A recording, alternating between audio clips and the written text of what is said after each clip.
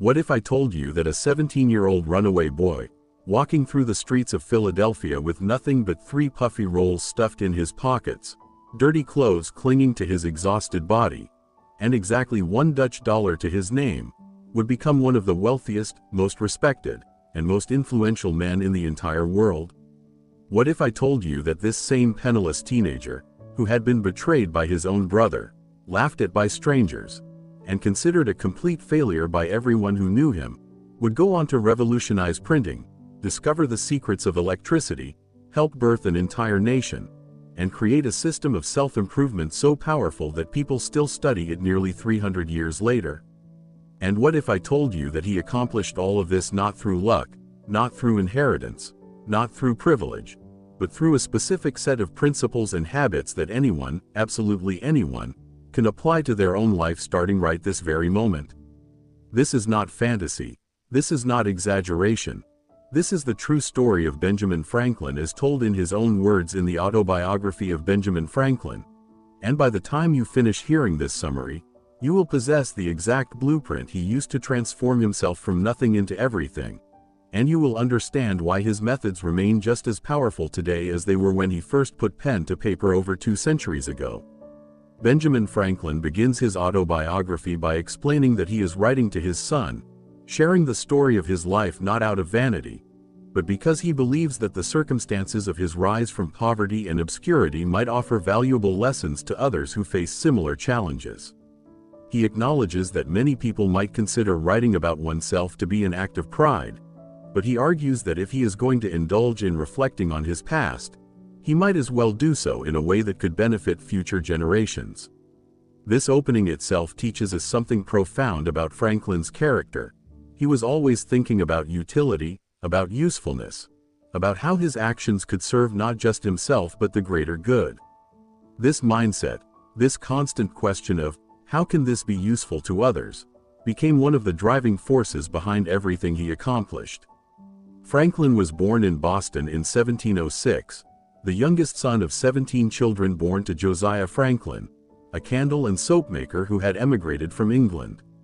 His father was a man of sound judgment and practical wisdom, though not wealthy, and his mother, Abiah Folger, was the daughter of Peter Folger, one of the first settlers of New England. From the very beginning, Franklin's family life was marked by modest means but strong values, hard work, practical thinking, and a deep respect for education and moral character. His father intended for him to enter the church, recognizing that young Benjamin showed unusual intelligence and a voracious appetite for reading. But the cost of providing a proper education for ministry was simply too great for a man supporting such a large family. So after just 2 years of formal schooling, Franklin's education ended when he was 10 years old, and he was brought home to help his father in the candle and soap making business. But Franklin hated this work with a passion. The smell, the tedium, the lack of intellectual stimulation, everything about it repelled him. He dreamed of going to sea, of adventure and freedom, but his father, having already lost one son to the ocean, was determined to keep Benjamin on land. So Josiah Franklin took young Benjamin around to watch various tradesmen at work, carpenters, bricklayers, turners, braziers, trying to find something that would capture his son's interest and keep him from running away to sea. This experience, Franklin later reflected, proved invaluable, because it gave him a broad understanding of how things were made and how skilled labor functioned, knowledge that would serve him well throughout his life when he needed to work with craftsmen on various projects. Finally, because Benjamin loved reading so much and was constantly borrowing books from anyone who would lend them, his father decided to apprentice him to his older brother James, who had recently returned from England and set up a printing business in Boston. At age 12, Benjamin signed the standard apprenticeship papers that would bind him to his brother until he turned 21. This arrangement meant 9 years of service in exchange for learning the printing trade, receiving room and board, but no wages except in the final year. And here is where Franklin's real education began, not in any classroom, but in the discipline of a print shop, working with words, ideas, and the mechanics of spreading information. Working in his brother's print shop gave Franklin access to something more valuable than gold, books. Printers had relationships with booksellers and other merchants, and Franklin made friends with apprentices in bookshops who would secretly lend him books. He would read voraciously through the night, every night, and return the books before they were missed in the morning. He read everything he could get his hands on: Pilgrim's Progress, works on theology and philosophy, Plutarch's Lives, essays by various authors, anything that would feed his hungry mind. But he did not just read passively, he actively studied writing style, structure, and argumentation. One of the most powerful techniques Franklin developed during this time was a method of teaching himself to write better prose. He would read an article from The Spectator, a popular English periodical, and take notes on the content.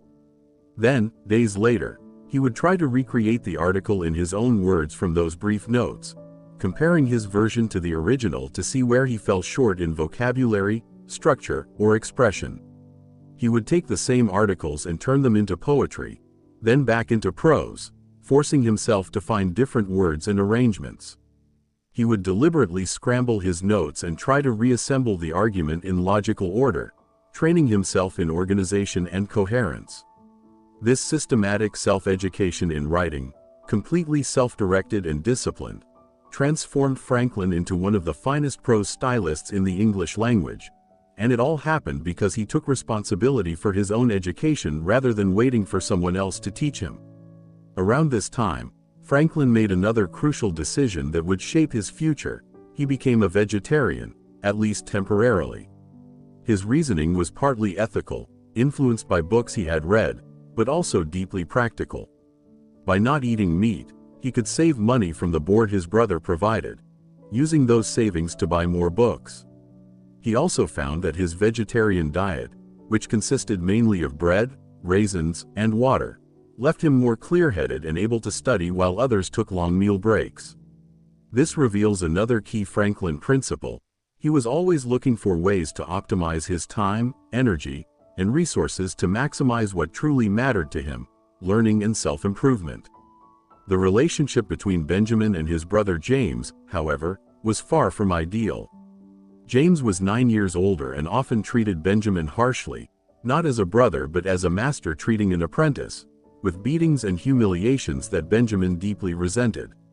James started printing one of the first newspapers in America, the New England Courant, and Benjamin longed to write for it, but he knew his brother would never accept articles from a mere apprentice. So he invented the persona of Silence Dogood, a middle-aged widow with sharp observations about society, and slipped articles under the print shop door at night. These Silence Dogood letters became wildly popular, the talk of Boston, and Benjamin secretly delighted in hearing his brother and his brother's friends praise the writing and speculate about who this clever widow might be. When Benjamin finally revealed that he was Silence Dogood, his brother was not pleased. Instead of pride, James felt embarrassed and perhaps threatened by his younger brother's talent, and their relationship deteriorated further. Eventually, after one particularly harsh beating and a dispute that involved the colonial authorities, Benjamin decided he had had enough. He knew he could not legally break his apprenticeship, but circumstances gave him an opening. James had gotten in trouble with the Massachusetts Assembly for some content in his newspaper and was forbidden from printing it. To get around this, James officially made Benjamin the publisher of the paper, canceling the original apprenticeship papers publicly while secretly making Benjamin sign new private papers. But this gave Benjamin leverage. If he chose to leave, James could not enforce the secret papers without admitting he had deceived the authorities, and if he showed the public papers, Benjamin was free. So at 17 years old, Benjamin Franklin made one of the boldest decisions of his young life. He ran away.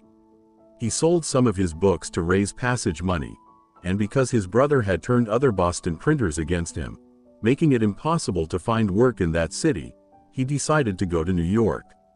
When that did not work out, he continued to Philadelphia, arriving there in October 1723, exhausted, dirty, penniless, and completely alone, without connections, without reputation, without anything except his skill as a printer and an unshakable determination to make something of himself.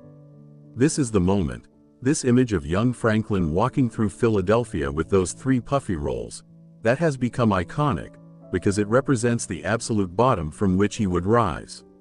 Philadelphia proved to be the perfect place for Franklin.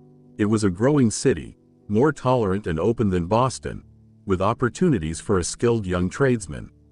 He quickly found work with a printer named Samuel Keimer, and though Keimer was not a particularly good printer or businessman, the job gave Franklin a foothold.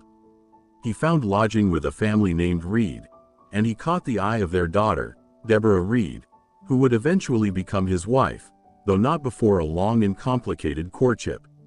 Franklin's talents soon attracted the attention of Sir William Keith, the governor of Pennsylvania, who encountered Franklin by chance and was impressed by this articulate, intelligent young printer. Governor Keith encouraged Franklin to set up his own printing business and even promised to provide the capital to buy equipment from England, if Franklin would go to London to select and purchase it himself. Franklin, young and naive, believed these promises. He sailed to London in 1724, expecting letters of credit and introduction from the governor to be on the ship, only to discover when he arrived that Governor Keith had sent nothing, that the promises were empty, that Keith was known for making grand gestures he never followed through on. Stranded in London at 18, far from home, Franklin could have despaired. Instead, he saw opportunity. London was the center of the printing world, and he used his skills to find work at two of the city's finest printing houses, Palmer's and Watts's. He worked hard, lived frugally, and continued his relentless self-education. He befriended interesting people, engaged in philosophical debates, even wrote and printed a small philosophical pamphlet arguing against the religious doctrines he had been raised with. He swam in the Thames River, astonishing Londoners with his speed and skill, even contemplating starting a swimming school. He absorbed everything London had to offer, the culture, the ideas, the advanced printing techniques, turning what could have been a disaster into an invaluable education. After about 18 months in London, Franklin secured passage back to Philadelphia, working as a clerk for a merchant named Denham who offered him a position in a new store he was opening. Denham became a mentor and father figure to Franklin, but sadly, both fell seriously ill soon after their return, and Denham died. Franklin, recovered but once again without employment, returned to work for his old employer Keimer, this time as a manager, setting up a new print shop in a neighboring colony. But Franklin was learning important lessons about business and human nature.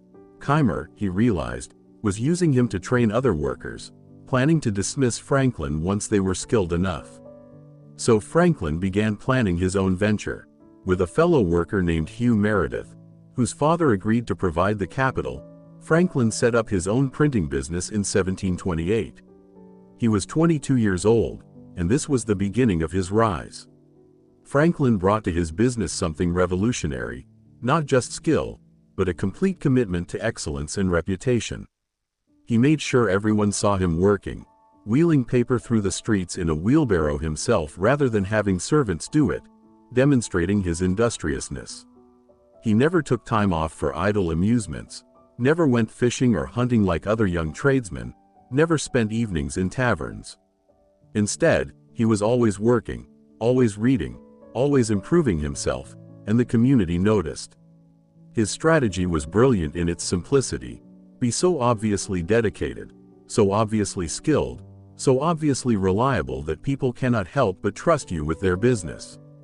And it worked. Customers began preferring Franklin's print shop because they knew the work would be done excellently and on time. He printed Pennsylvania's currency, the colony's laws and proceedings, and eventually became the official printer for Pennsylvania and several other colonies, monopolizing highly profitable government contracts. But Franklin's ambitions went beyond just running a successful print shop. In 1729, he bought a failing newspaper, the Pennsylvania Gazette, and transformed it into the most successful and widely read newspaper in the colonies. He filled it with engaging writing, much of it his own, using humor, clear thinking, and practical wisdom to attract readers. Then, in 1732, he began publishing Poor Richard's Almanac, which became a sensation. Almanacs were common in colonial America, providing calendars, weather predictions, and astronomical information. But Franklin filled the margins of Poor Richard with witty aphorisms and practical advice that people loved. Sayings like, "Early to bed and early to rise makes a man healthy, wealthy, and wise," and "A penny saved is a penny earned," and hundreds of others that have echoed through American culture ever since. Poor Richard's almanac sold 10,000 copies a year, extraordinary numbers for that time, and made Franklin both famous and wealthy. But the content was not just entertaining, it was deliberately educational, designed to instill virtues of industry, frugality, and practical wisdom in common people. Franklin understood something profound about influence. If you want to change society, teach people better principles in ways they will actually enjoy and remember. He was not preaching from a pulpit. He was embedding his philosophy into something people bought for practical reasons and absorbed almost unconsciously. During these years of building his business, Franklin also worked on building his character through what he called his bold and arduous project of arriving at moral perfection. He identified 13 virtues that he wanted to cultivate: temperance, silence, order, resolution, frugality, industry, sincerity, justice, moderation, cleanliness, tranquility, chastity, and humility. He created a system where he would focus on one virtue each week, keeping a small book with a chart where he would mark each day whether he had succeeded or failed in practicing that virtue. After 13 weeks, he would start the cycle over, going through the entire program 4 times each year. This system was not about achieving perfection. Franklin quickly realized that was impossible, but about making consistent improvement through focused attention. He compared it to a gardener who does not try to weed all his beds at once, but works on one bed thoroughly, then moves to the next, rotating through his entire garden. By focusing intensely on one virtue at a time, Franklin could make real progress, and by cycling through them repeatedly, he could maintain and strengthen them all. He credited this system with much of his success and happiness, saying it helped him overcome his natural inclinations toward certain faults and develop the strength of character that served him throughout his life. The specific virtues and their order were carefully chosen. Temperance came first, about eating and drinking in moderation, because controlling physical appetites made the mind clearer for tackling the others. Silence came second, with the aim of speaking only what would benefit others or himself, avoiding empty conversation. Order, having a place for everything and a time for everything, was perhaps the virtue Franklin struggled with most, admitting he never fully mastered it but made valuable progress. Resolution meant resolving to perform what one should and performing without fail what one resolved. Frugality meant wasting nothing and making every expense serve some good purpose. Industry meant losing no time, being always employed in something useful. Sincerity meant thinking innocently and justly, and if speaking, speaking accordingly. Justice meant wronging no one by injury or omitting the benefits that were one's duty. Moderation meant avoiding extremes. Cleanliness meant tolerating no uncleanliness in body, clothes, or habitation. Tranquility meant not being disturbed by trifles or by common or unavoidable accidents. Chastity meant using physical intimacy only for health or offspring, never to the point of weakness or injury to oneself or others. And humility, which Franklin added last after a Quaker friend pointed out his pride, meant imitating Jesus and Socrates. Franklin's approach to humility is particularly revealing of his practical wisdom. He acknowledged that he probably never achieved true humility, and even if he did, he would probably be proud of that achievement and thus lose it. So instead, he focused on the appearance of humility, avoiding direct contradiction of others, practicing the Socratic method of asking questions rather than making assertions, and using phrases like, "I imagine," "I suppose," or "it appears to me," rather than making dogmatic statements. This might seem hypocritical, but Franklin understood something deep. Sometimes changing your behavior is the most effective way to change your character. And even if inner transformation is incomplete, outer courtesy and modesty make you more effective in persuading others and accomplishing good in the world. The success Franklin achieved through these methods was remarkable. His printing business thrived to the point where he could establish partnerships with printers in other colonies. providing them with equipment and expertise in exchange for a share of profits. He created a network of printing businesses throughout America, generating passive income that eventually allowed him to retire from active business in his early 40s. This retirement was not about leisure, but about having the freedom to pursue scientific experiments, civic projects, and eventually public service without worrying about earning a living. But even while building his business, Franklin was actively engaged in improving his community. He understood that individual success was hollow without contributing to the common good, and he had a genius for organizing collective action. In 1727, even before his printing business was fully established, he organized a club called the Junto, a group of young tradesmen and craftsmen who met every Friday evening to discuss philosophy, morals, politics, and practical questions. Each member took turns proposing questions for discussion and had to write an essay on some topic every 3 months. The Junto became Franklin's laboratory for testing ideas and his network for implementing civic improvements. Through the Junto, Franklin launched project after project that transformed Philadelphia. He established the first lending library in America, based on the radical idea that ordinary working people should have access to books. Members contributed money to purchase books that would be held in common, available for borrowing, and the collection would grow over time.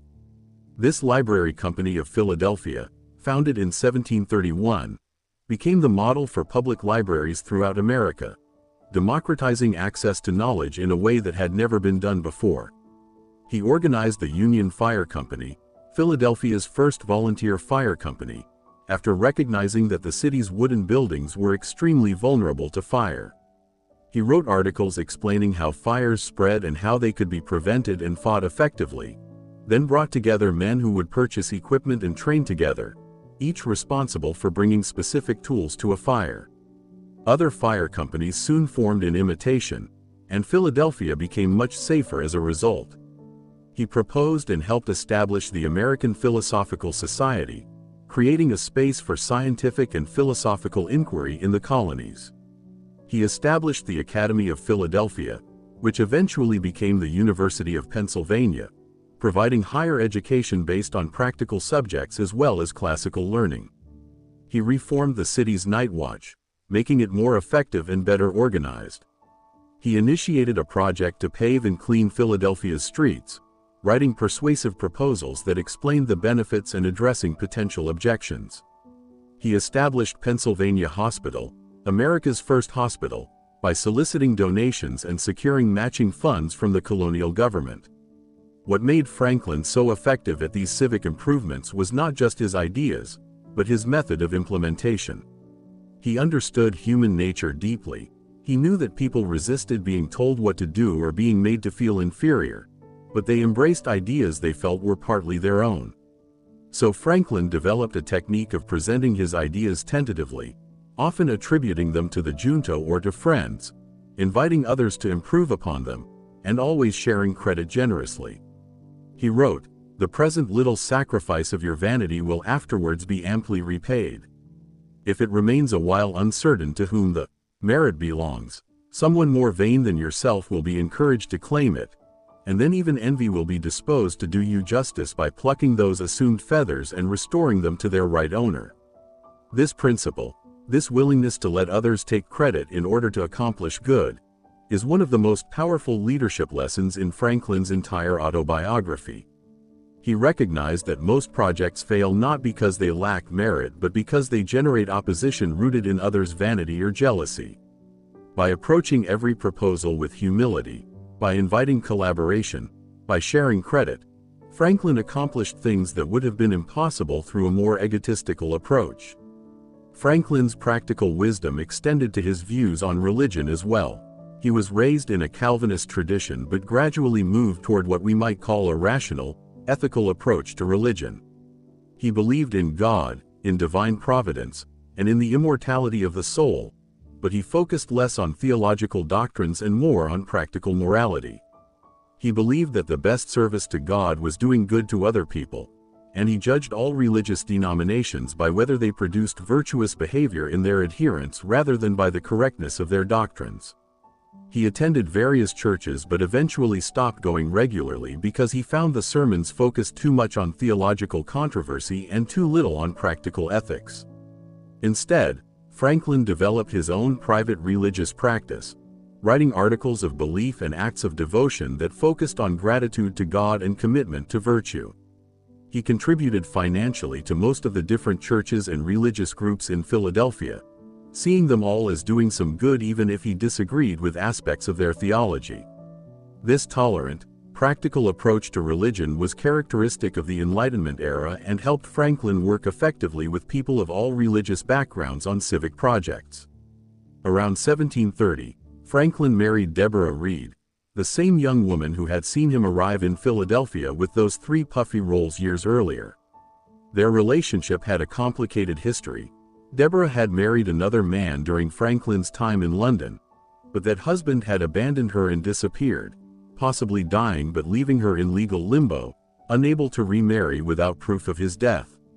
Franklin and Deborah entered into a common-law marriage, and though he acknowledged it was not a romantic passion, they developed a strong partnership. Deborah helped significantly in the printing business, managed their household efficiently, and proved to be a thrifty and capable partner. Franklin had an illegitimate son, William, born around this time, whose mother's identity remains uncertain, and Deborah raised William as her own. The Franklins had 2 children together, Francis, who tragically died of smallpox at age 4, a loss that haunted Franklin for years, and Sarah, who survived to adulthood and gave Franklin grandchildren. Franklin's business success gave him financial security, but what truly drove him was scientific curiosity and the pursuit of knowledge. In the 1740s, he became fascinated with electricity, a mysterious phenomenon that scientists were just beginning to investigate. He obtained electrical equipment and began conducting experiments, discovering fundamental principles about the nature of electricity. His most famous experiment, flying a kite in a thunderstorm to prove that lightning was electrical in nature, was both brilliantly conceived and extraordinarily dangerous. He could easily have been killed. But it worked, and it established Franklin as one of the leading scientists in the world. Franklin's electrical experiments led to practical inventions, most notably the lightning rod, which could protect buildings from lightning strikes by providing a path for the electrical charge to safely reach the ground. This invention alone saved countless buildings and lives, and Franklin deliberately chose not to patent it, wanting everyone to benefit freely from this safety device. He invented the Franklin stove, an efficient heating device that used less wood and generated more heat than traditional fireplaces, again refusing to patent it despite being offered substantial money. He invented bifocal glasses, swim fins, and numerous other practical devices, always driven more by usefulness than by profit. His scientific work earned him international recognition. He was elected to the Royal Society in London, received honorary degrees from universities, and corresponded with leading scientists throughout Europe. But characteristically, Franklin was less interested in the recognition than in the knowledge itself and its practical applications. He wrote, "What good shall I do this day?" in his daily plan, and this question guided his scientific work just as much as his business and civic activities. In the 1750s, Franklin's public service expanded to the colonial and eventually international level. He became Deputy Postmaster General for the colonies, improving postal routes and efficiency while making the postal service profitable for the first time. He represented Pennsylvania's interests in conflicts with the Penn family, the colony's proprietors, who wanted to avoid paying taxes on their lands. This work took him to London for extended periods, where he represented not just Pennsylvania but eventually several other colonies as well, arguing for colonial rights and trying to prevent the growing conflicts between Britain and its American colonies. Franklin spent nearly 2 decades in London as a colonial agent, and during this time, he witnessed firsthand the arrogance and short-sightedness of British policy toward America. He tried desperately to prevent the rupture between Britain and the colonies, proposing compromises and explaining to British officials that Americans considered themselves loyal British subjects who simply wanted their traditional rights as Englishmen to be respected. But British politicians refused to listen, imposing tax after tax without colonial representation, treating America as a possession to be exploited rather than as a part of the British community. Franklin's transformation from a loyal British subject who hoped for reconciliation to a revolutionary who supported American independence was gradual and painful. He loved England, admired British culture, and desperately wanted to preserve the connection between Britain and America. But eventually, the injustices became too great, and the British government's contempt for American rights too obvious. The final straw came in 1774 when Franklin was publicly humiliated before the British Privy Council, blamed for the Boston Tea Party and related troubles, and accused of betraying trust by publishing private letters from the Massachusetts governor that showed how British officials were deliberately creating conflict. Franklin stood silent for an hour while the Solicitor General heaped abuse upon him, and he left that chamber knowing that reconciliation was impossible. He returned to America in 1775, just as the Revolutionary War was beginning. Though nearly 70 years old, he threw himself into the patriot cause. He served in the Continental Congress, helped draft the Declaration of Independence, and then, most crucially, was sent to France as America's representative to seek French support for the revolution. This mission to France, lasting from 1776 to 1785, was perhaps Franklin's greatest achievement. America desperately needed French money, weapons, and eventually direct military intervention to have any hope of defeating Britain, but France was understandably hesitant to support what looked like a doomed rebellion. Franklin's diplomatic genius lay in understanding what would appeal to the French. He presented himself as a simple American philosopher, wearing a fur cap instead of a fashionable wig, embodying what the French saw as noble American simplicity and virtue in contrast to European corruption. He became a celebrity in France, his image appearing on medallions and engravings everywhere, and he used this popularity to build support for America.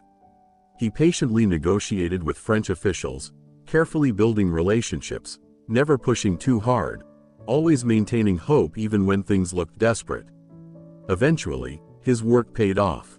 France agreed to provide loans, then military supplies, then finally an open alliance and direct military intervention. French money, weapons, and eventually French troops and naval power proved decisive in America's victory. Without Franklin's diplomatic success in France, the American Revolution almost certainly would have failed.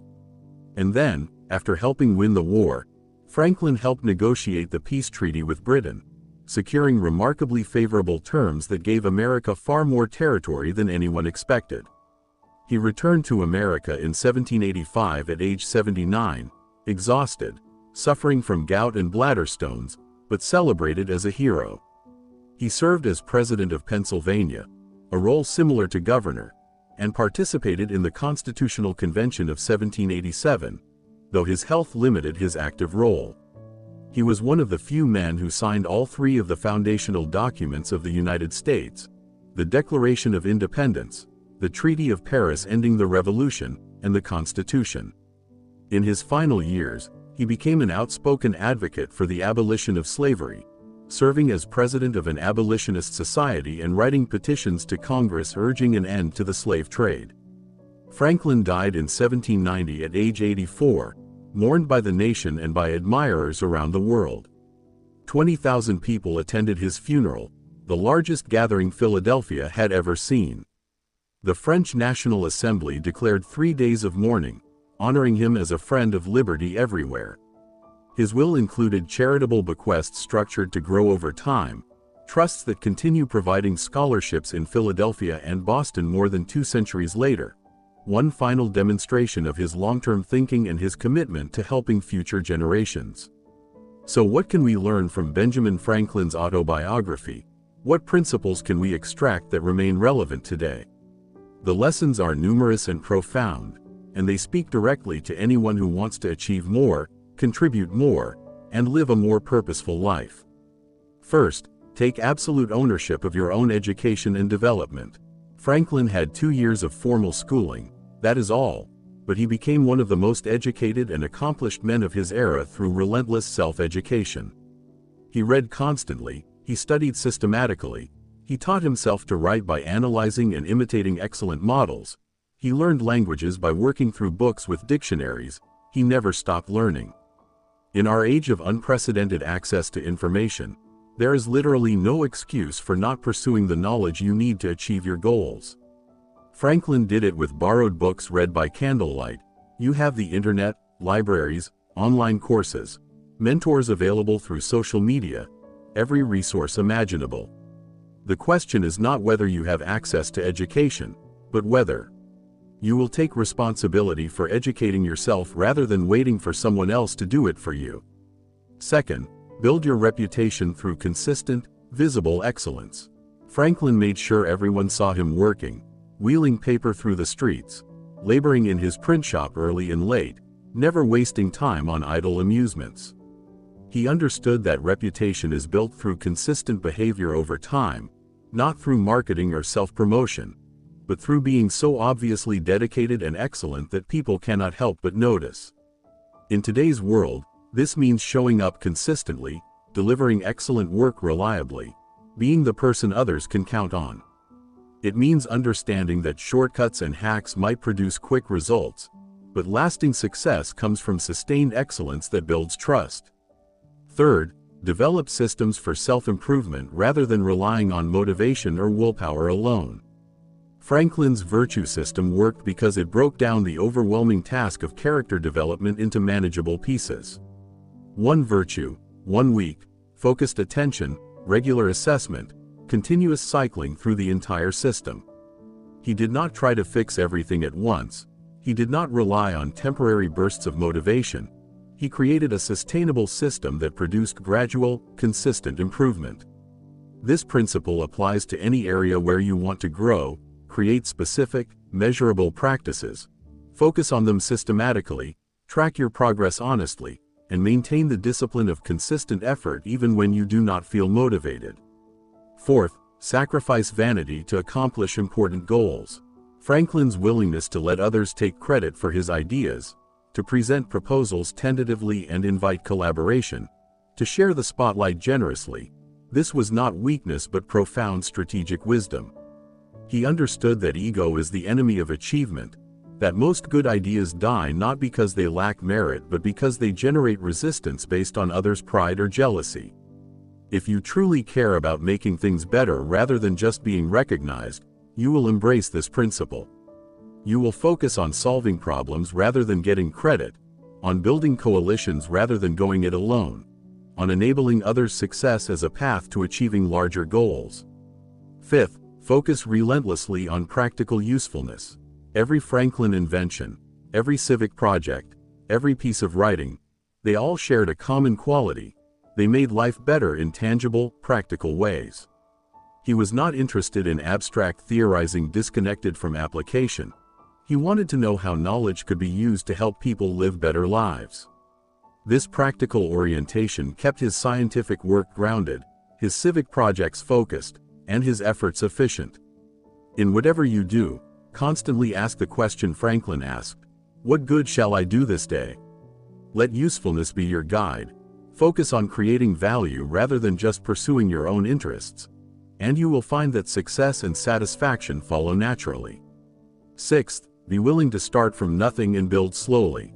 Franklin arrived in Philadelphia with 3 puffy rolls and $1. He built a printing business from scratch, working as an employee first, learning the trade thoroughly, saving money carefully, planning meticulously before starting his own venture.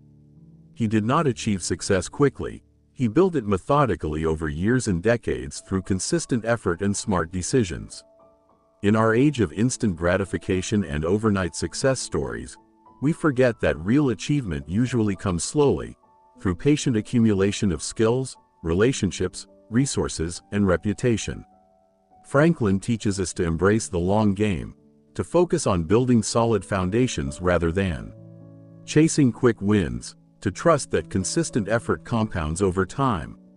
Seventh, practice extreme frugality and financial discipline, especially early in your journey. Franklin lived simply, saved aggressively, and avoided debt. This financial discipline gave him freedom. He was not a miser. He was generous in supporting civic projects and helping others. but he was ruthless about cutting unnecessary expenses and building financial reserves.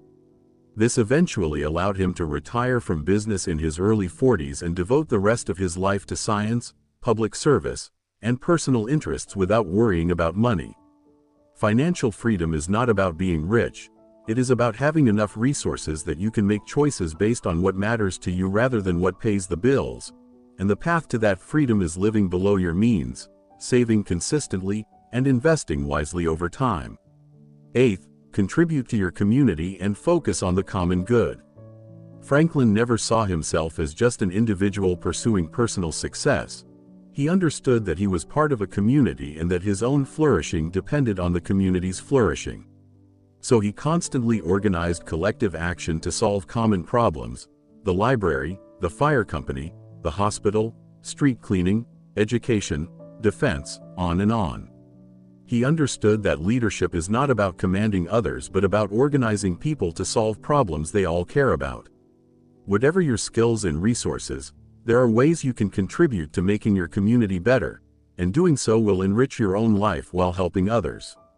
9th, be willing to change your mind when evidence demands it. Franklin started as a vegetarian and later ate meat. He began as a religious skeptic and later returned to belief in God and providence. He was a loyal British subject who became an American revolutionary. He defended the Constitutional Convention's compromises even when they fell short of what he wanted. Throughout his life, he demonstrated the ability to update his beliefs based on experience and evidence rather than clinging stubbornly to early opinions. This intellectual humility, this willingness to admit error and change course, is essential to both learning and leadership.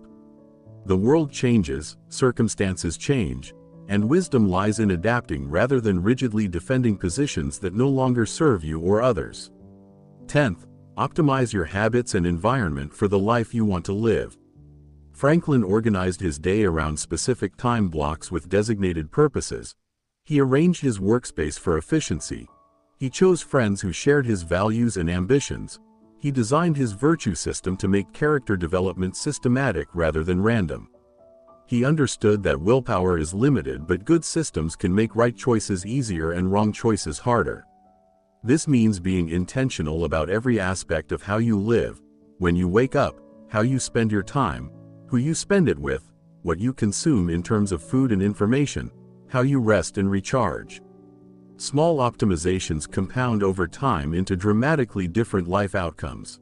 11th, develop the ability to persuade through clear, logical argument and friendly presentation.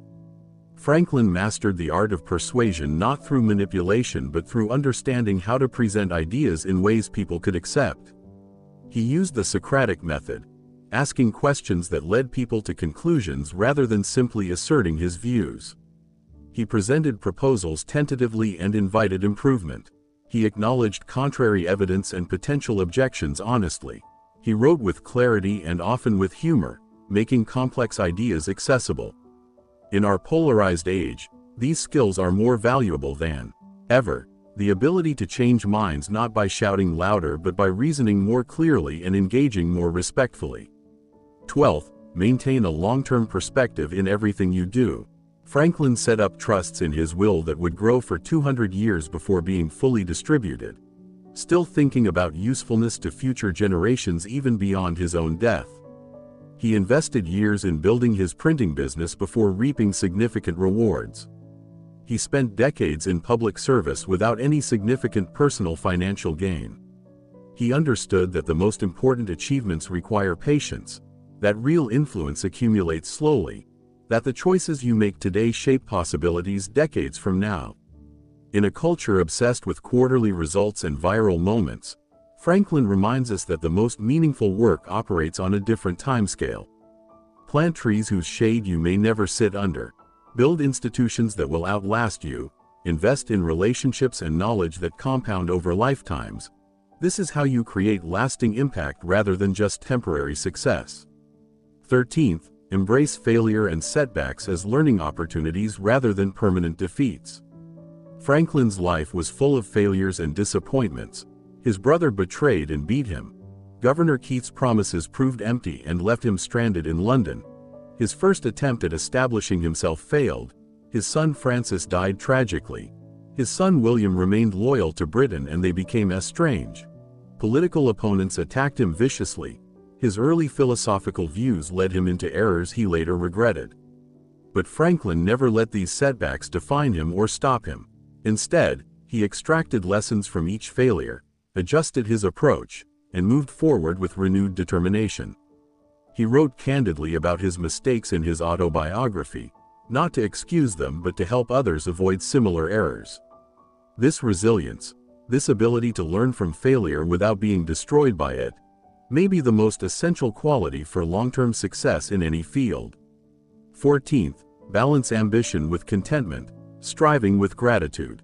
Franklin was intensely ambitious, always working to improve himself and accomplish more, but he was also deeply grateful for what he had and generous in sharing his success. He did not postpone happiness until some future achievement. He enjoyed the journey, delighted in learning, took pleasure in friendships, appreciated simple comforts, celebrated each success while already planning the next project. This balance prevented his ambition from becoming a prison of perpetual dissatisfaction. He teaches us that you can be ambitious and content simultaneously, that gratitude for what you have does not diminish drive to achieve more, that the point of accomplishment is not just reaching goals but becoming the kind of person who can reach goals while remaining fundamentally happy and at peace. 15th, use writing as a tool for influence, persuasion, and impact. Franklin understood that clear, compelling writing could reach and influence far more people than he could ever meet personally. His Poor Richard's Almanac shaped colonial American culture, his silence do-good letters influenced public opinion, his scientific papers advanced knowledge, his diplomatic correspondence helped win French support, his civic proposals mobilized community action, his autobiography has inspired millions across centuries. In our digital age, writing remains one of the most powerful tools for extending your influence beyond your immediate circle. Whether through blogs, social media, books, reports, or proposals, the ability to articulate ideas clearly and persuasively in writing multiplies your impact exponentially. Franklin teaches us to develop this skill deliberately and use it generously. 16th, build networks and partnerships strategically. Franklin was a master at forming mutually beneficial relationships. The Junto brought together ambitious young men who helped each other. His printing partnerships created a network of allied businesses. His scientific correspondence connected him with leading thinkers worldwide. His diplomatic work required building relationships with French officials and intellectuals. His civic projects always involved organizing groups rather than working alone. He understood that individual effort has limits but collective effort can accomplish almost anything. This means being intentional about who you connect with, generous in helping others succeed, reliable so people want to work with you, and strategic in building relationships that align with your values and goals. 17th, maintain intellectual curiosity and openness to new ideas throughout your life. Franklin never stopped learning, never stopped experimenting, never stopped asking questions. In his 70s, while serving as America's diplomat in France, he was still conducting scientific experiments and learning new things. At 81, he was trying to understand and contribute to the Constitutional Convention. He remained intellectually alive and engaged until his death at 84, his mind sharp even as his body failed. This lifelong curiosity kept his thinking fresh, prevented rigidity, and allowed him to continue growing and adapting in every decade of his life. In a rapidly changing world, this quality of perpetual learning and adaptation is not optional but essential. The moment you stop learning is the moment you start becoming obsolete. 18th, practice moderation in physical appetites and pleasures. Franklin's temperance, the first virtue in his system, was about moderation rather than abstinence. He enjoyed food, wine, and physical pleasures, but he never let them control him or interfere with his work and purposes. He understood that discipline in small physical matters, how much you eat, how much you drink, when you sleep, creates mental clarity and physical energy for larger pursuits.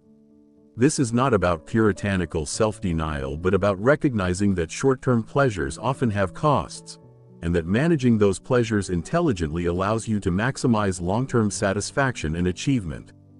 Every time you choose discipline over impulse, you strengthen your capacity for self-control in all areas. 19th, approach disagreement with curiosity rather than confrontation. Franklin learned early that directly contradicting people, even when you are right and they are wrong, creates defensiveness and closes minds. So he adopted the Socratic method of asking questions that help people discover problems in their own reasoning, and he used tentative language that invited dialogue rather than triggered debate. He would say, "It appears to me," or "I imagine," rather than "You're wrong because," and this approach made him far more persuasive. In our polarized age of Twitter battles and ideological warfare, Franklin's method offers a better path. Seek first to understand, ask genuine questions, find common ground, present contrary evidence gently, allow people to save face while changing their minds. This approach sacrifices the satisfaction of winning arguments but achieves the far more valuable outcome of actually changing minds and building relationships. 20th, design your life around your deepest values rather than external expectations. Franklin could have continued in his profitable printing business indefinitely, accumulating more wealth, but he chose to retire early to pursue science and public service because those aligned better with his values. He could have patented his inventions and become even wealthier, but he chose to share them freely because he valued public benefit over private gain. He could have stayed safe in America during the Revolution, but he risked everything at age 70 to sail to France and support the cause he believed in. Throughout his life, he made choices based on what he thought was right and valuable rather than what was easy or profitable. This value-driven approach to life decisions is what creates meaning and satisfaction. You cannot find fulfillment by living according to others' definitions of success. You can only find it by clarifying your own values and having the courage to live accordingly. 21st, accept that perfection is impossible but improvement is always possible. Franklin never achieved the moral perfection he aimed for. He admitted this openly. Acknowledging that he continued to struggle with order, was probably never truly humble, made errors in judgment, sometimes failed to live up to his own standards. But his virtue system worked not because it made him perfect but because it made him significantly better than he would have been without it. The goal is not perfection but progress, not eliminating all flaws but reducing their frequency and impact, not becoming a saint but becoming a better version of yourself than you were yesterday. This is liberating because it removes the paralysis that comes from perfectionism. You do not need to be perfect to start improving. You just need to be willing to try and to keep trying even when you fail. 22nd, use your resources and talents in service of goals larger than yourself. Franklin could have focused purely on personal wealth and comfort, but instead he devoted enormous time and energy to civic improvements, scientific advancement, education, and eventually the founding of a nation. His life mattered not just because he was successful but because he used his success to benefit others, to create institutions that would help people long after he died, to advance knowledge, to fight for liberty and justice. This commitment to something beyond self is what transforms success into significance, what makes a life not just prosperous but meaningful. You do not need Franklin's resources or talents to adopt this principle. Whatever you have, whatever you can do, can be used to benefit others as well as yourself, and doing so will enrich your life far more than purely selfish pursuits ever could. 23rd, maintain good humor and avoid taking yourself too seriously. Franklin used humor throughout his life to make points, diffuse tensions, and maintain perspective. Poor Richard's wit made moral instruction palatable. His ironic persona as a simple American charmed the French. His willingness to laugh at himself and admit his own foibles made him approachable rather than intimidating. He understood that self-importance is a barrier to effectiveness and that people respond better to humor than to sermonizing. This does not mean treating serious things frivolously, but it does mean recognizing that a light touch often accomplishes more than heavy-handed earnestness, that humor can convey truth more effectively than solemn pronouncements, that the ability to laugh at absurdity including your own is essential to maintaining sanity and effectiveness over a long life. 24th, Be willing to work within systems even while working to change them. Franklin operated within the British colonial system for decades while advocating for reforms. He worked within Pennsylvania's political structures even when he disagreed with the proprietors. He accepted the Constitutional Convention's compromises even though they did not include everything he wanted. He was pragmatic, understanding that perfect solutions are rarely available and that incremental progress is usually better than no progress. Yet this pragmatism did not prevent him from supporting revolution when reform proved impossible, or from continuing to push for improvements throughout his life. The lesson is to be strategic rather than purely idealistic, to take the wins you can get while continuing to push for more, to work within reality rather than withdrawing into pure principles, but never to compromise your core values or accept injustice as permanent. 25th, invest in your health and physical vitality as foundations for everything else. Franklin was an excellent swimmer, walked regularly, paid attention to diet and exercise, and maintained remarkable energy into old age despite eventually suffering from painful conditions. He understood that physical health affects mental clarity, that energy determines how much you can accomplish, that longevity gives you more time to achieve your purposes. In our sedentary age, this lesson is more critical than ever. You cannot sustain high achievement on an unhealthy physical foundation, and the time you invest in exercise, proper nutrition, adequate sleep, and stress management will be repaid many times over in increased energy, clearer thinking, and extended productive years. 26th, develop multiple skills and interests rather than over-specializing. Franklin was a printer, writer, scientist, inventor, diplomat, economist, political theorist, and more. His broad competence allowed him to contribute in many different ways and to connect ideas across domains.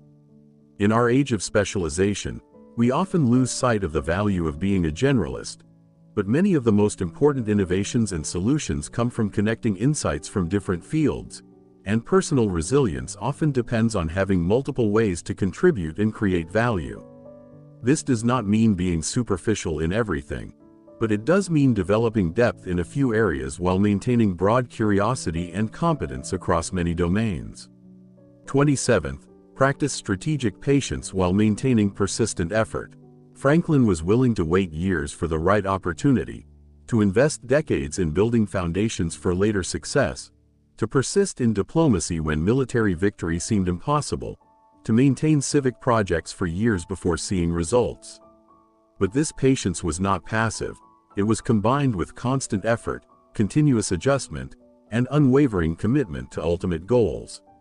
He teaches us to distinguish between impatience, which demands immediate results and gives up when they do not materialize, and persistent patience, which maintains steady effort toward long-term goals while accepting that significant achievement takes time. This combination of patience in expectations with urgency in execution is the formula for accomplishing difficult things. 28th, understand that influence operates through institutions and systems, not just individual actions. Franklin founded libraries, schools, fire companies, hospitals, learned societies, not just because these specific institutions were needed but because he understood that institutions persist beyond individuals and multiply impact across time. One person can help a few people, but one good institution can help thousands or millions across generations. This means that if you want to create lasting change, you need to think institutionally, building organizations, creating systems, establishing practices that will continue after you are gone. This could be as grand as founding a university or as simple as establishing a family tradition. The principle is the same: think beyond your own lifespan and create structures that will carry your values and purposes forward.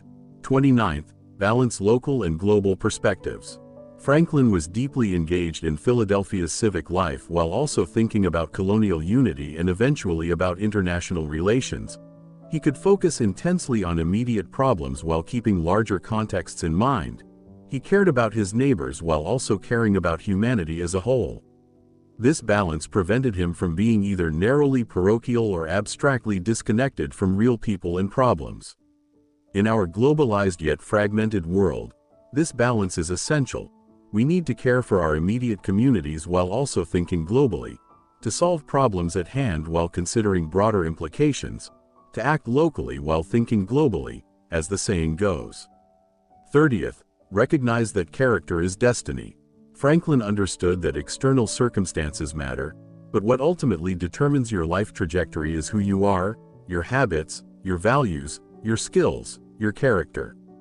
This is why he invested so much effort in deliberate character development through his virtue system.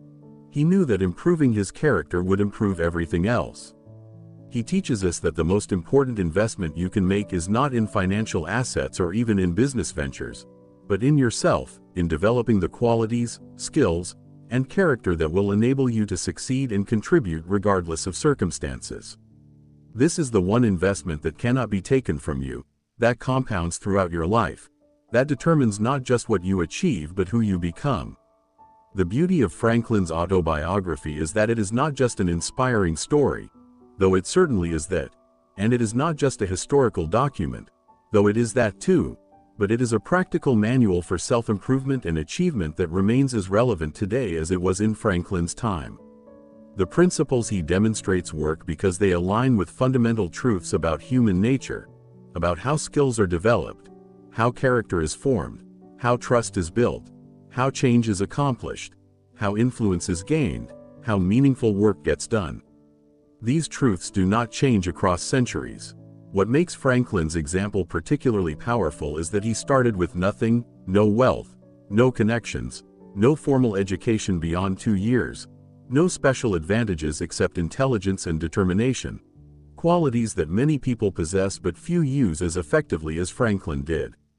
His success was not based on luck or circumstances but on principles and practices that anyone can adopt.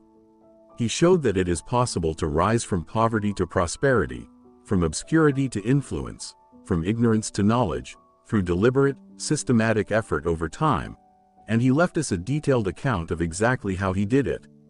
The challenge for us is not lack of information about what works. Franklin and countless others have shown us the way, but rather lack of implementation. We know that consistent effort beats sporadic intensity, that systems beat motivation, that patience beats impatience, that character beats cleverness, that giving beats taking, that we should read more and waste less time, that we should save more and spend less, that we should build relationships and contribute to community, that we should develop skills and serve others. We know these things, but knowing is not enough. Franklin's life demonstrates that what separates those who achieve meaningful success from those who do not is not knowledge but action, not understanding but doing, not aspiration but discipline. So the question as you finish this summary is not, do these principles make sense? Because obviously they do, but rather, will I actually implement them? Will you take ownership of your own education and start that systematic learning program you have been putting off? Will you develop a system for character improvement rather than just hoping you will naturally become better? Will you sacrifice vanity to accomplish important goals, letting others take credit so that good things actually happen? Will you focus on practical usefulness rather than just pursuing your own interests? Will you save aggressively and live below your means to build the financial freedom that creates choices? Will you contribute to your community rather than just consuming from it? Will you write to clarify your thinking and extend your influence? Will you build the habits and systems that make success more likely? These are the questions that matter, because Franklin's legacy is not just what he accomplished but what he teaches us we could accomplish if we adopted his principles and practices. His life is not just an inspiring story from the past but a challenge to the present, a proof that extraordinary achievement is possible for ordinary people who commit to systematic self-improvement and persistent effort toward meaningful goals. He did not just tell us what to do, he showed us, and he did it in circumstances far more difficult than most of us will ever face. The beauty of Franklin's method is that you do not have to implement everything at once. Remember, he focused on one virtue at a time, one improvement area per week, cycling through systematically. You can start with just one principle from this summary, one specific practice you will implement this week. Maybe it is creating your own list of virtues or values you want to develop and starting to track them. Maybe it is committing to read for an hour each day to fill gaps in your knowledge. Maybe it is identifying one way you can contribute to your community and taking action on it. Maybe it is starting to write regularly to clarify your thinking. Maybe it is finally creating that budget and committing to save a specific percentage of your income. Maybe it is reaching out to build or strengthen one key relationship. Maybe it is simply asking, "What good shall I do this day?" each morning and actually answering it. Start small but start, and once that first practice becomes habitual, add another, and then another, and watch as small improvements compound over months and years into transformation. This is exactly what Franklin did. He did not wake up one day as the accomplished polymath we remember. He became that person gradually through years of deliberate practice and systematic improvement. You have the same opportunity he had, perhaps even greater opportunity given the resources available today. The question is whether you will seize it. Franklin's final lesson might be the most important of all. Your life is not determined by where you start but by the choices you make and the habits you develop along the way. He started with almost nothing, 3 rolls, $1, and a determination to make something of himself. He ended having helped birth a nation, advanced human knowledge, improved countless lives, and created a legacy that continues inspiring people centuries after his death. He did this not through genius alone. Many people are intelligent, not through luck. He faced enormous obstacles and setbacks, but through the consistent application of principles that worked then and work now, principles of self-education, systematic self-improvement, practical usefulness, generous contribution, long-term thinking, and persistent effort. You are not Franklin. You will not replicate his specific achievements. You will not discover electricity or help found a nation, but you do not need to. You need to take the principles he demonstrated and apply them to your own life, your own circumstances, your own goals. You need to ask yourself what you want to accomplish, what kind of person you want to become, what contribution you want to make, and then systematically build the habits, skills, and character that will make those things possible. You need to stop waiting for perfect conditions or permission or motivation and start taking responsibility for your own development and your own results. The great gift Franklin gives us in his autobiography is not just inspiration, though there is plenty of that, but instruction, specific, practical, actionable guidance on how to transform yourself from where you are to where you want to be. He shows us that it can be done, that ordinary people can achieve extraordinary things through systematic effort, that circumstances do not determine destiny, that it is never too late to start improving, that every life can matter if lived with intention and purpose. So if you found this summary valuable, if these principles resonated with you, if Franklin's example inspired you, then the absolutely best thing you can do is not just to like or subscribe, though I would definitely appreciate that, but to take action, to pick one specific practice you will start implementing today, to write it down, to commit to it, to actually do it. Make Franklin's principles your own by putting them into practice, by testing them in your own life, by discovering for yourself that they actually work. And here is the thing, when you start seeing results from applying these principles, when you notice yourself becoming more disciplined, more knowledgeable, more capable, more useful to others, when you look back in 6 months or a year and realize how much you have grown, you will want to keep going. You will want to keep improving, because nothing is more motivating than actual progress toward meaningful goals. Franklin discovered this, and he maintained his practice of systematic self-improvement throughout his entire life because he kept seeing it work, kept experiencing the satisfaction of becoming better than he was, kept achieving things he once thought impossible. That can be your story too, not Franklin's story, your transformation, your achievements, your contribution, your legacy. But it starts with a decision, the decision to take responsibility, to start now regardless of circumstances, to commit to the long-term process of becoming the person you want to be and achieving the things you want to achieve. Franklin made that decision at 17 when he ran away to Philadelphia with nothing but determination, and he renewed that decision every day for the rest of his life through his virtue tracking, his systematic learning, his persistent effort toward his goals. What decision will you make? Will you let this summary be just another piece of content you consumed and forgot? Or will you let it be the catalyst that finally pushes you to start the systematic self-improvement journey you have been thinking about? Will you close this video and go back to scrolling mindlessly? Or will you pause right now, grab a notebook, and write down one specific action you will take based on what you learned here? Will you wake up tomorrow exactly the same as today?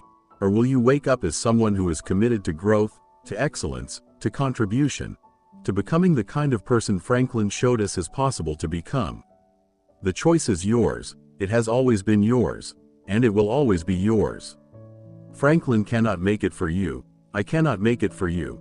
No one can make it for you. But what Franklin can do, what this summary can do, is show you that the choice matters, that it leads somewhere worth going, that the journey of systematic self-improvement is not just possible but profoundly worthwhile. He lived it, he documented it, he proved it works, and now he is passing the torch to you, to me, to everyone who reads his story and recognizes the truth in his example. So if you are ready to accept that torch, if you are ready to commit to your own journey of systematic self-improvement and meaningful achievement, then do me one favor, do yourself one favor, like this video so more people can discover these principles. Subscribe to the channel so you will continue getting content that supports your growth. But most importantly, take action today, right now, on at least one thing you learned here. Write down your values, create a tracking system, start that reading program, begin that savings plan, reach out to build that relationship, identify that contribution you can make, ask yourself what good you will do today and actually do it. Because here is the ultimate truth that Franklin's life demonstrates: you are capable of far more than you probably believe. Your potential is vastly greater than your current achievement. Your life can matter in ways you have not yet imagined. But only if you stop dreaming and start doing. Only if you stop planning and start acting. Only if you stop waiting for perfect conditions and start working with what you have right now. Franklin did not have perfect conditions. He had nothing. But he started anyway. And he kept going, and he built a life of extraordinary achievement and contribution through nothing more magical or mysterious than consistent application of sound principles over time. That is available to you. That is your birthright as a thinking, choosing, acting human being. That is what Franklin's autobiography offers you, not entertainment, not information, but transformation, if you are willing to do the work. And trust me, you are willing. Or you would not have made it this far through this summary. The fact that you are still here, still listening, still engaged, means you have what it takes. You have the interest, the intelligence, the determination that Franklin started with. All that remains is to channel those qualities through systematic practice and persistent effort toward meaningful goals. So go do it. Start now. Start small if you need to, but start, and keep going. And in a year look back and be amazed at how far you have come. And in 5 years look back and be astonished at what you have accomplished. And in 10 years look back and realize that you built a life of meaning, contribution, and achievement because you made the decision, today, right now, to take Franklin's lessons seriously and put them into practice in your own life. That is my challenge to you. That is my invitation to you. That is my belief in you. And I truly hope you will accept it. Because the world needs more people like Franklin, more people committed to excellence, contribution, and continuous improvement. And you can be one of those people starting right this moment if you simply decide to be and then take the actions that decision requires. Thank you for investing your time in this summary. Thank you for caring enough about your own growth to engage with these ideas. And I genuinely hope these lessons from Benjamin Franklin's autobiography transform your life the way they have transformed mine and the lives of millions of others across the centuries.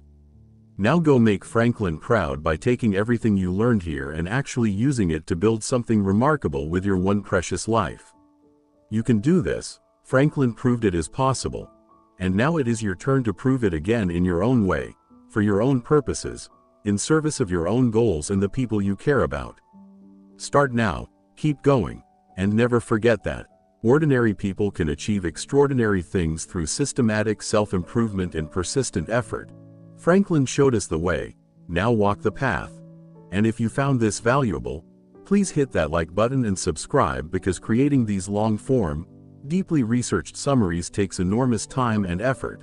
and your support makes it possible for me to keep creating content that helps people grow and achieve more in their lives. Thank you so much, and I will see you in the next video.